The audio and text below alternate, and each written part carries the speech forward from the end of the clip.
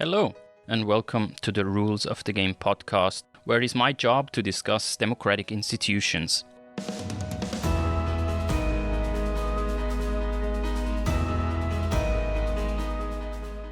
When I was about 20 years old, back in the early 2000s, I looked at Turkey as one of the most trendy countries in Europe.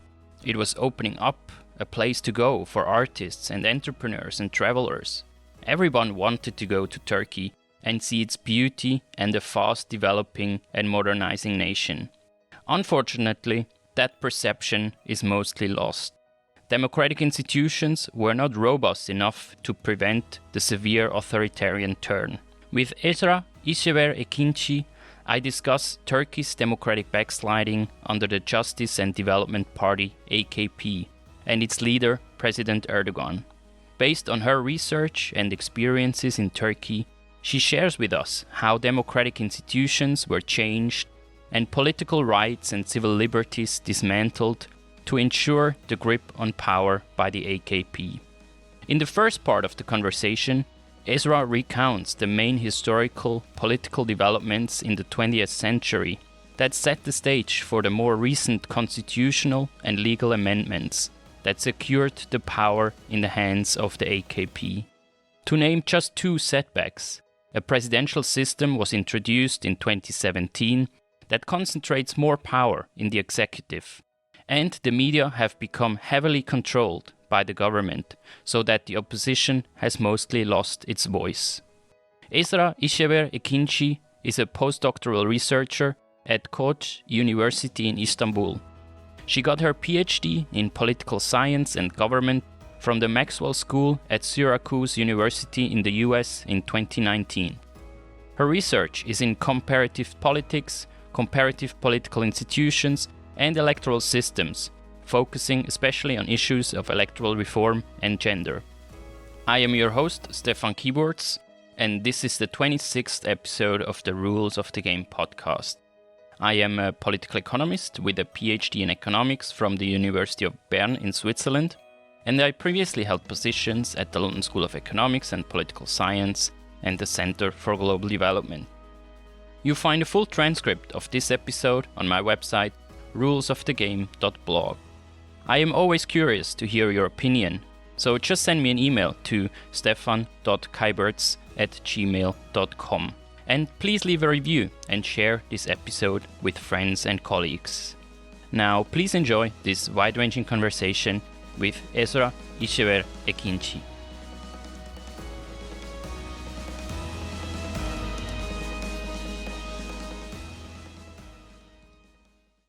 Esra İşsever-Ekinci, welcome to the Rules of the Game podcast. I'm very happy to have you on the show. Thanks for having me, Stefan. As always, my first question is, what is your first memory of democracy or of politics in general? So from very early on, I went to the polling station with my family for each election, even though I wasn't eligible for voting. I was amazed by the organizational issues there, like people lining up to vote and ballot box attendants verifying the voter IDs, deciding whether it was adequate for the person to be able to vote, and then for me, not being able to go to the voting booth because of the vote secrecy, but I wasn't aware at the time. And then people getting the ink on their fingers, showing that they voted in an election. All those things were like things that I questioned a lot and tried to learn why, for instance, they would get the ink or why I wasn't allowed with my mom in the voting booth. And it all showed to me that there are a lot of important assurances that have to be in an election, and that to decide how we are going to be governed, and that is open to manipulation oftentimes, and there were rules to prevent that from happening. And it was very important, and I think it shaped my experience in democracy or in elections, and also it shaped my research a lot as well. And relatedly, I remember that I also get disturbed by the lack of women in media, women politicians in media, and especially in the leader positions. And I remember when a woman became a leader of one of the major political parties, this is in 90s, I was really in a mixed situation because it was not a party that our family supported, but then she was a women figure in the end, like, and she became prime minister as well.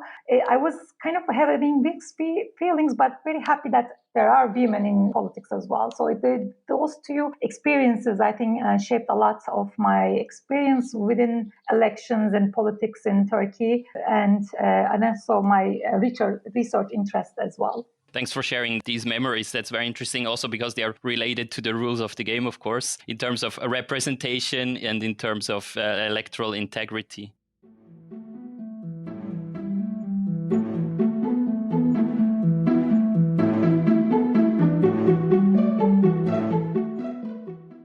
Today, I'd like to discuss Turkey's political developments over the last few decades, and especially that democratic backsliding we've seen over the last at least 2 decades. And you will elaborate on that for sure, on when do you see that start of democratic erosion. But first, it will be very good for the audience to have a little bit of historic background of the establishment of the Turkish Republic and what were kind of the major events that led to its democratic development. And also maybe when did you see the peak, or when did you feel that the Turkish democracy was most democratic?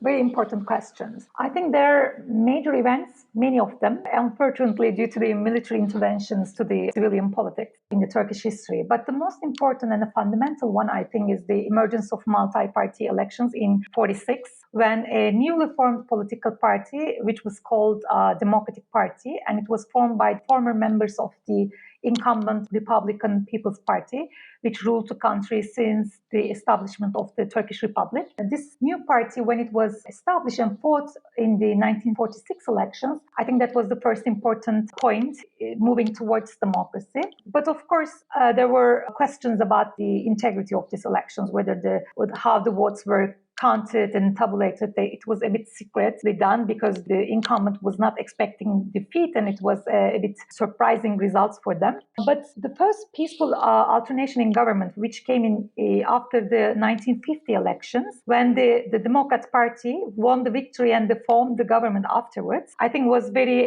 important and fundamental turning point in the Turkish history, because there was a peaceful transition in the government, and the incumbent party which ruled the country, the Republican People's Party, which ruled the country since its inception, accepted the results, accepted the victory of the opposition, and then returned the power to them. And then I think it was a very defining moment. And from that point onwards, we have seen like 3 successive elections where the Democratic Party won the elections. And I think that is also our first experience of democratic erosion in Turkey, because once a challenger, a pro-democracy party, tried to cling to power after that and tilt the electoral game against the opposition.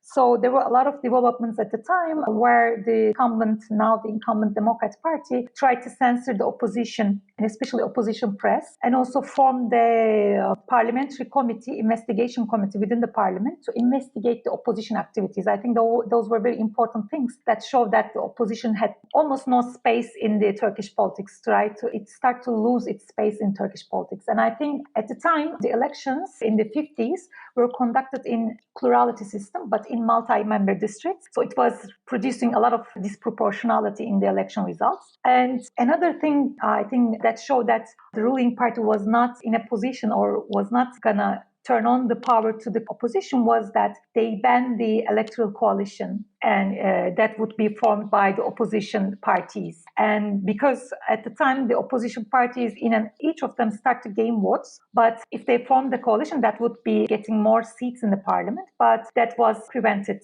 by the incumbent political party. Yeah, actually, I have looked through the results of these elections, and it was really extreme results, right? Like yes. 80-90% of one party winning the vote share. And then maybe one element that is important also to know, but that we're going to talk later more, is the introduction of the proportional list system in 1961. So I think that probably was also an important turning point, right? Yes, exactly. And actually, this enormous disproportionality resulting from this electoral system, I think as a side note, it would be good to mention Bernie Groffman's argument that this electoral system, plurality system in multi-member districts, is the most suitable electoral system for autocrats. Like if they want a political institution, they want that because that would enable them to form majority governments in and after each election. But to be fair, a Democratic Party inherited this system. Like it was not their fault that the elections were taking place within this system. So that's the old system. Yes, when the elections were one party, with one party only, the rules were designed to select candidates and in that respect did not matter much. And the ruling party did not change the electoral system when they moved towards the multi-party election. And I think they suffered a lot from that. And that was like something they didn't plan on. And I think that resulted in their disadvantage. But when they banned the electoral alliances, I think that was the major point where they decided that they don't want opposition to form alliances and win more seats and maybe a majority as well within the parliament. That's why they tried to ban the forming of alliances, I think, and that was an important thing. So I wanted to mention this deterioration of democracy within the hands of one political party because now the literature is much familiar with the democratic erosion or with the current leaders and not military takeovers having much resilience right now. Instead of one political party getting more power and one populist leaders getting more power is much discussed right now. But Turkey has been experiencing this from very early on. And I think Turkish academia is very much familiar with the democratic erosion from the very early on. But another important thing I think is that this government, when they formed the government, they became a victim of the military coup in 60. And I think one of the reasons why people, when academics and scholars discuss Turkey, they discuss mostly military and democratic breakdowns by military because we have many of them. And these type of small interludes, periods were kind of like ignored or lost in detail. So Turkey had experienced military interventions in 60, 80, and two military memorandums in 71 and in 97. So we have quite a bit of history of military intervention in politics. And may I ask, the military, did they represent a certain class or a certain part of society? Or were they more interested in intervening in terms of power or reestablishing security? I don't know. If you think about that, the formers of the Turkish Republic were coming from military as well because they fought in a war, independence war, and then formed the republic. And so there were a close relationship between them. But at some point, I think Inönü kind of like tried to separate the military from military and civilian relationship formed in such a way that civil matters were out of the reach of the military to a certain extent, even though they could have some reserved domains. I mean, there are many articles written on that, and it's a very deep topic, I think. But I could say that there are differences, different groups within the military. So we can't really take military as one actor. Would you agree that there's like a history of different groups, different parties, the military taking power? So the respect and the stability of the rules or the consistency was not that great in that period, right? So there was a lot of turmoil and changes in government. In usual, the points where the military intervened, there were a lot of turmoil in different extremes. In 60s, for instance, there was, when the military intervened, it was an accumulation of power within the one political party. For instance, in 60s, it was too many political parties not able to form coalition and durable, stable government, in addition to major protests and working movements having quite power within the civil society as well. I mean, those kind of things. And the institutions that they built were kind of like a reaction to what happened in the earlier political circumstances. In 61, when we returned to multi-party elections, the institutions were set up by the assemblies formed by the military were quite different because they introduced a lot of veto points because the aim was to curb the power of the one political party and avoid a leader assuming too much power. So the Senate was introduced, and Turkey has experimented with the bicameral system for 20 years. And then a proportional representation system, national electoral threshold was introduced so that small parties would get representation in the parliament as well. And then also another veto point would be the Constitutional Court, which is one of the most important veto points. And those were introduced in 61. Those were the political institutions. And this list proportional system is essentially still in use, right? Yes. But there is now an electoral threshold. Yes. which is very high in international comparison, which is 10%. Currently lowered to 7. It has been lowered to 7 recently. Also, I'd like to discuss that maybe later. But the 10% threshold was quite important also in bringing the party of Erdogan to power, right? Because the Justice and Development Party came to power in 2002. And only because the threshold was so high, there were only 3 parties entering the parliament. So a lot of small parties didn't get represented. So now I made the segue to the more modern period. Would you kind of agree with that development? And also the threshold, when was that installed? So it was installed by the Constitutional Assembly formed by the military coup formed after the military coup of 80s. In 1980, we had another coup, and then in 83, we returned back to multi-party elections and civilian rule. So institutions now has been reversed. So there was a return back to unicameral system, an introduction of 10% to the proportional system that we had because of the aim was to promote stability by reducing the number of parties that could enter the parliament. And it was not just 10% threshold. There was also district threshold of harekota, meaning that in 83, lowest district threshold was 14%. So that in a, for instance, 3-seat district, parties had to obtain 33% of the votes to win a seat.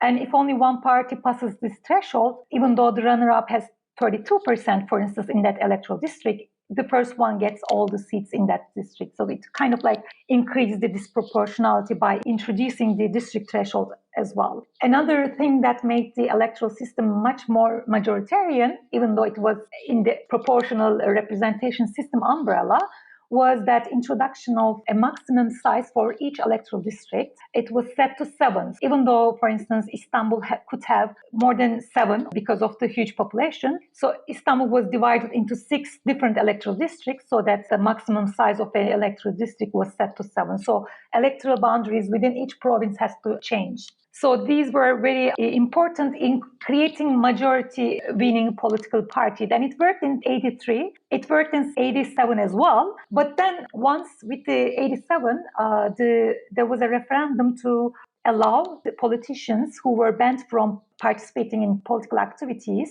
due to the coup. And that referendum enabled the politicians to return back to politics. And after that, new parties were formed. And that's kind of changed the balance within the parliament as well, because some of them were able to pass the 10% threshold, and then it became the parliament had more political parties than envisioned by the rule setters, the rule designers. So it was essentially a proportional system that was made more majoritarian by all these thresholds, the district thresholds, the maximum amount of members per district. Yes. So until 95, it was like that. And in 95, this maximum seat number for each electoral district was abandoned. And from that point onwards, it became, once political parties passed the 10% threshold, they would be able to get their representation within parliament. So that was kind of a turning point. But in 2002, of course, that was one of the most disproportional elections in Turkish history, because all the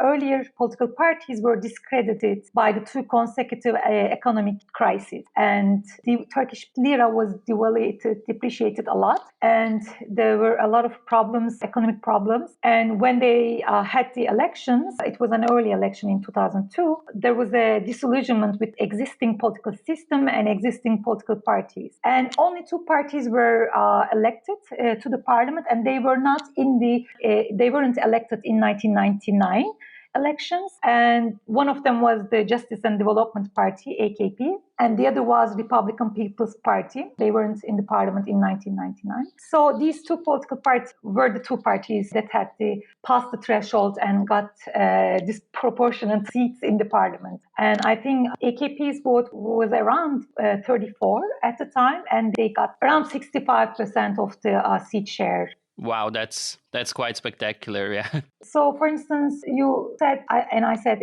earlier that the first elections in the 750s were very disproportionate. The disproportionality level with the least square index was around 30, 35 in those elections. And I checked in for the 2002 election, it was around 27. It shows like how disproportionate was the elections. And another thing is that around 50 million votes were not represented in the parliament because like some of the parties were like 9% and they wouldn't enter the parliament. And it's a shame that the outgoing government did not change the electoral system because surely they were going to lose the election. They knew from the beginning, but they didn't change the electoral threshold before they announced the early elections. So actually, I read that in 2002, 46% of the voters were not represented, which is very high. Yeah. And then from 2002 onwards, the Justice and Development Party, AKP, they pretty much were able to consistently confirm like their hold on to power, which then also led to other developments that are more recent and also that kind of led to this backsliding. Since 2002, what were then kind of the major developments? So every political crisis kind of like resulted in a change in some of the rules of the game. For instance, in 2007, the president at the time was elected through parliamentary members, and Erdogan wanted Abdullah Gül to be elected. The political party, wanted Abdullah Gül to be elected, and it was through a lot of games within the quorum, the opposition parties tried to prevent that from happening, and that led to changing of the way president is elected in 2007. There was a referendum that made it possible for elections to take place, a popular election of the president.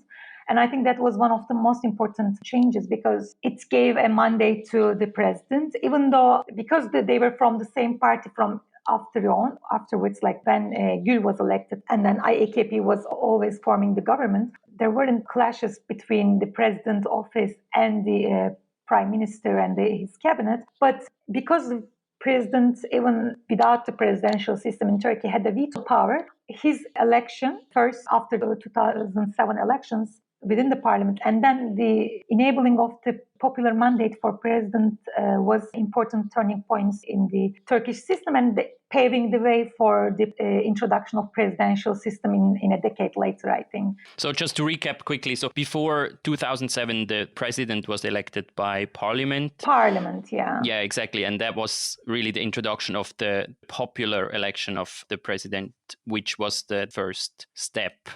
Yeah. And then after that, what were the next steps? In 2010, and I think that was one of the major points where they changed the way the judges were elected to the constitutional court, and it gave more weight to the political branches. And that's one of the important things. And also, I think in addition to the institutional changes, there were a lot of things that were especially against media.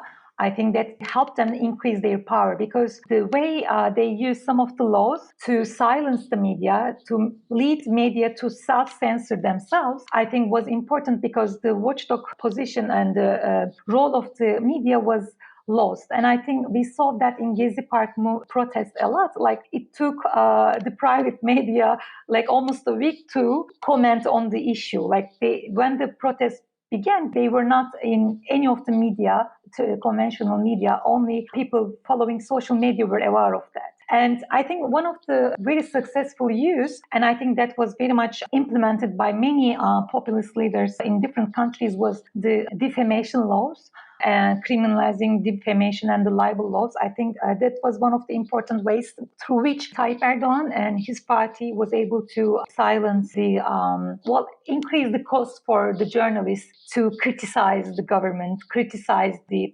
party and the leaders. And the other important thing, I'm sure like you might have an idea about this, they use different laws which are not political to prohibit. For instance, they can use some of the tax evasion laws or sending tax audits to the media groups because most media are part of the larger corporations in Turkey. So it's not only targeting the media, but the other corporations within the large conglomeration. So what happens is that using tax fines and tax audits to silence the media, especially used against one of the private media group, Doğan Media Group, during this time. And the other thing was, I think that kind of like affected the way the public debate was shaped was when there is important events that would show a weakness on the part of government. That could be even things like attacking a woman, for instance, by some men.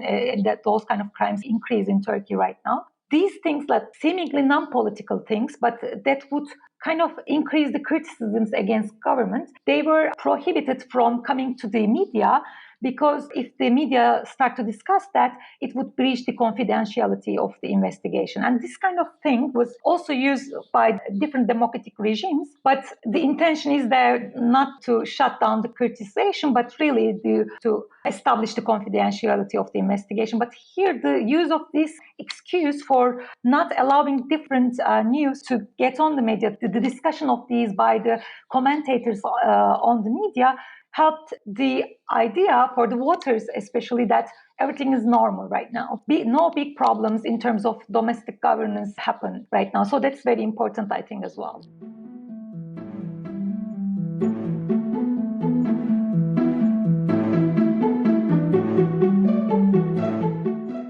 I kind of remember all these things happening over time, the media being attacked in quite peculiar ways. You talked about the politicization of the economy, even to bring down some media houses and to just increase this control over the public debate, which then again also, I guess, led to the conservation of power by AKP, right? To win the next election, yes, because the opposition was essentially silenced. Yes, in the conventional media, really, opposition does not have much of a voice, actually. These independent alternative news channels, which usually make their publication on YouTube, for instance, or they use other alternative social media sources to reach to their voters and also to other people as well, to show like what's really going on right now. And I think that's one of the important things, that how political party was able to create so much power on their behalf and give less and less space for the opposition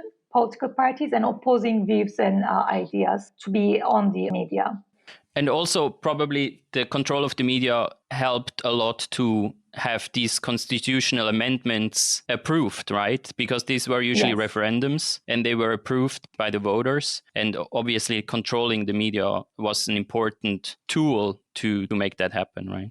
Actually, the last referendum, I think, was one of the most problematic in that respect, because it was right after the coup attempt and people were already emotional about it. And the public was so ready in that respect too, and also in a way to be manipulated by different discourses to vote for a yes in this referendum and in the last referendum. So that was the referendum of 2017, which was probably the most consequential in terms of concentrating power, because it introduced the presidential system. It introduced many powers for the president in terms of ruling by decree, controlling the justice system as well. So this referendum was approved by just 51% of the voters. Can you give me some more details about this referendum and this constitutional amendment, what it meant for the Turkish democracy?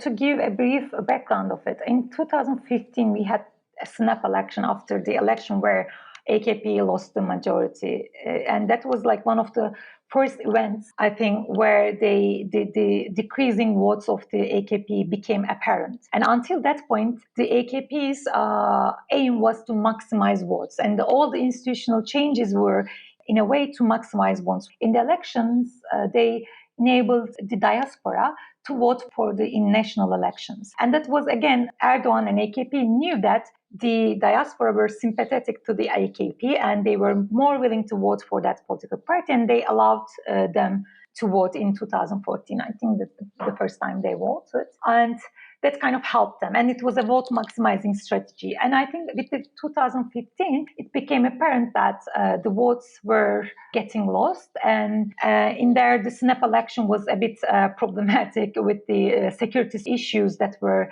going on in especially southeast of the country. And the November elections, the party was able to form the government again. But from that point onward, the changes, even the current change, was to enable the party, even though the preferences would change of the voters, to hang on to power. And I think the presidential system, the official introduction of the presidential system was that, one of the steps of that. And it gave enormous power to the presidential office in terms of decree, and it kind of curbed all the power that the parliament had in terms of checking the power of the government. And also president had the power to appoint any individual to the secretary position or the ministry positions as well. And ministries actually has become less and less important posts in the government. Like, people do not really know the names of the ministries anymore. Well, currently they know, for instance, the health minister, because the pandemic, he had to make a lot of announcements. But before the pandemic, I mean, the names of the ministers was not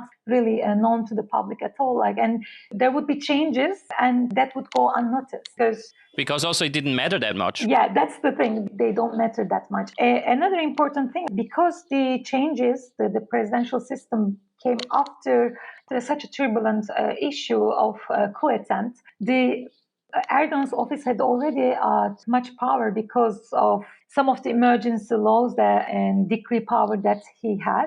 And of course, with this presidential system, it even increased. And I mean, of course, Erdogan has these tendencies to rule by himself, claim that he represents the nation because of the votes that he receives. But even if it wasn't Erdogan, any other political figure would have enormous power. And I think that's why one of the reasons why all the opposition parties, when they come together, one thing they agree is to go back to, well, if not earlier, some kind of a parliamentary system where checks and balances would be in place. And that was the only declaration they could make as a group of six, that they want to return to the parliamentary system, which is much more stronger than the earlier system, where parliament would have more stronger position in comparison to the parliamentary system of Turkey before. And that's, I think, one of the most important points in there. Yeah. What is the condition of the opposition right now? I mean, you said in terms of, like, there is this trial to go back to, the parliamentary system, but I guess in reality that's quite far away. Yeah, so in 2023, we will have another election. And currently, all the opposition political parties are getting together to form a common ground and a platform for this election. And this election is also important in terms of going to be a century that the country was formed. So it's very important in that respect. And they want, of course, current situation is with democratic erosion and impossibility of the opposition to come power, make them coordinate and come together. But the issue is currently the most important problem Turkey faces right now is the economic situation and the exchange rates and depreciation of Turkish lira and the living conditions, the high inflation that we face right now. Each month it's increasing. And the people actually want something from opposition, like some declaration in terms of these much practical issues as well, in addition to their promise for return to democratic politics. So I think in that respect, the opposition is lagging behind. But as I said, one thing they come together, if they agree on one thing, that's like to institute the parliamentary system with checks and balances, and they made a declaration for that. But still, their candidate for presidential election is not set. They couldn't agree on one name. So this is one of the important things, because they want to come as a bloc and suggest the name. And with the results of the Hungarian elections, they realized that this is very important to come together as like unique coalition. Like a big coalition, essentially, of all opposition parties, right? As we have seen in Hungary, just the same example came to mind. So the consolidation of power through all these means that we discussed, I think, prevents some of the things they could do. For instance, they wanted to come together, and because the electoral system right now allows that, but now there is this change in the electoral system that kind of like targets and try to prevent that coalition to emerge and coordination to emerge on the part of the opposition. I think this is an important thing, because so it's a relative game. So the one political party or one group makes a movement and the other groups then changes the behavior accordingly. So we mentioned briefly in the beginning, right, that the threshold was reduced from 10% to 7%. Was that part of this I mean, from the outside, it looks like, okay, this makes it easier for smaller parties to win power, right? But maybe there is probably another side of the coin, right? And actually, this is a package, like it introduces the lowering of the national electoral threshold, but also introduces some other changes that makes it much more difficult for smaller parties to enter the parliament. So we can say it's a very strategic move. So lowering the threshold has this effect of, for instance, some political parties which might think that their vote level is around 7% to participate in the election as a one political party rather than within the group, within the alliance. But in addition to that, this is important because there are two new political parties formed and they're going to run in the elections. And these are coming from the AKP, like the former members of the AKP established these political parties. So they would like to, for instance, form themselves as a political party and have a distinct platform to establish their platform. But with this framework, they would, in general, would be in a coalition and would help both in terms of coalition, vote percentage and seat percentage, also their own political party seat percentages as well. But with this 7% lowering the threshold to 7% meant for them to whether they should, for instance, run as one political party rather than within a coalition. But one important thing is that before, in 2018, when they introduced the new electoral system, the DON system was used in such a way that first the seats were allocated to the electoral coalitions for each districts, and then to the political parties within each coalition. That would mean that opposition would get more seats because when they come together, because it's a very divided opposition in terms of parties, number of parties, that would mean that they would get more seats as a coalition, and then within the coalition, of course, larger party gets more seats, but the others get seats as well. Current law changes that, and now seats are allocated to the political parties according to their votes, without distributing to the coalition first. So it kind of renders through coalitions useless in a way because they lowered the electoral threshold. One of the advantages of forming coalition, this two-way distribution of electoral seats were not possible right now. So the forming of coalitions are not as advantageous as it had been in 2018. And there were some simulations about these, what would be their effects. Some of the simulations say it would mean a loss of 28 votes for the opposition coalition, and 19 of them going to the AKP and Nationalist Action Party, and then 9 of them going to the Kurdish political party, which would run as an independent party rather than joining the coalition. So that kind of changes the seats dynamics within the parliament. And actually, one important thing I think, and that's always a question when some political party introduces an electoral change or institutional change in the system, is that that's based on some of the assumptions. And the assumption behind this current change is that the first party is going to be Justice and Development Party. And some scholars warn that if that changed,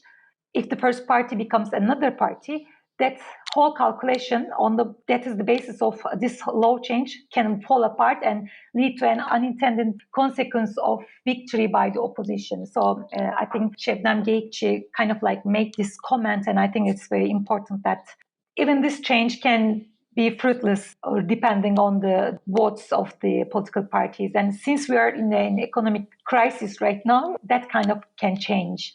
So the economic crisis, which was also probably partly caused by the depreciation of the lira, which was also a consequence of reducing the independence of the central bank, right? So Erdogan was more pretty much involved in monetary policy as well, or kind of saying what he expects from the central bank. And also changing the executive of the central bank whenever he wants. That's one of the things that he does as well. Right. So what do you expect from the economic crisis? I mean, the developments, does that help the opposition or the AKP? Or is it hard to predict? I think one of the claims of introducing presidential system to introduce stability to the political system of Turkey was Erdogan's rhetoric during the referendum. And I think that stability actually turned out to be instability in terms of economy. If we look at the changes, as you said, the independence of central bank is not there anymore. And Erdogan is kind of responsible what happened by meddling the monetary policy, changing the interest rates or demanding interest rates to be low in a more correct way to put it. And those kind of make him responsible. So it would work in theory for the opposition because the current situation is pretty harsh, pretty dire. Yeah, and the responsible is out there very significantly known by all people. But I think the issue here is that whether the opposition is going to come up with some kind of an economic agreement, like what they are going to do in terms of economic, bringing the economic stability to the country. And that we haven't seen yet. And I think if we don't see it until the election, and we know that Erdogan has a charisma and a very pragmatic leader, and he could come up with something before the election and then turn the whole picture upside down again. And I think unless the political parties which are forming the opposition group right now somehow come up with an economic policy agenda together and change and come up with practical solutions to the problems that people have in everyday lives, they can't come up with that. I think that would be to their detriment, actually. Thanks a lot for sharing all those thoughts and analyses.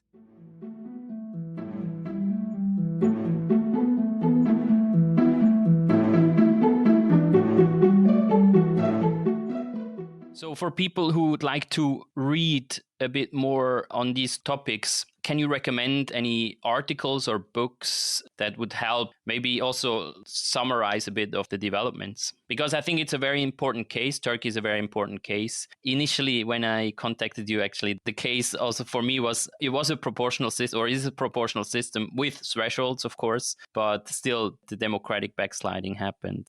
So Berkesen and Şebnem Gümüşçü have a series of work on how rising competitive authoritarianism in Turkey and how that is established and what are the turning points in Turkish history that led to the democratic backsliding, and a series of work published in different journals in political science. I think one in democratization, different journals in party politics as well. And so those I think would be very helpful to learn more about the context. And Ali Çarkoğlu and Erdem Aytaç have a number of surveys on the elections and on vote buying and patronage analysis. And Özge Kemahlıoğlu has also a lot of work on patronage analysis as well, like the patronage relationship in different times in the Turkish history, but mostly currently. And Ceren Lord has some work on the majoritarian institutional background of the Turkish political system. I think that would be very helpful to understand the whole context of Turkish backsliding, democratic backsliding. Thanks for sharing those recommendations, and I'll link to them in the show notes. Okay, Esra, thank you so much for sharing all those thoughts and for the discussion. It has been really interesting, and maybe we could have an update next year around the election and see what's happening. Thanks for taking the time. Thanks for inviting me and for this discussion.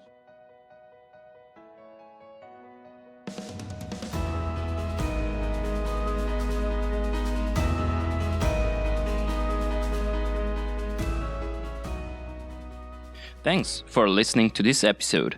Feel free to reach out to me with suggestions for guests I could invite on the show or any other feedback at stefan.keywords@gmail.com. That's stepan.kyburs@gmail.com. Thank you and take care.